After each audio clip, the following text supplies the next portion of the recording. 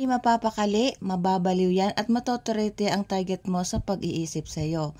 Gawin mo ito sa araw ng Martes o kaya Biyernes ng kahit na anong oras. Kumuha ka ng kanyang larawan. So ang gagamitin po natin mga kaswerte para mabaliw sa pagmamahal sa iyo ang iyong target, kailangan printed picture.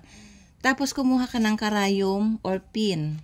Karayom or pin magagamit natin. Tapos yung karayom, itutusok mo rito sa may noo ng picture. So halimbawa, ito yung picture ng iyong target, ito yung noon niya, yung sa pagitan ng mata, tusukin mo ito ng karayom. So habang tinutusok mo ito ng karayom, binabanggit mo ang iyong kahilingan na mababaliw ka sa sobrang pagmamahal sa akin, isipin mo yung mukha ng inyong target, i-visualize mo.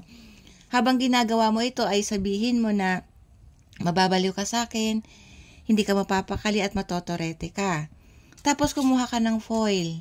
Kailangan may foil mga kaswerte. Tapos ibalot mo ito papasok sa iyo.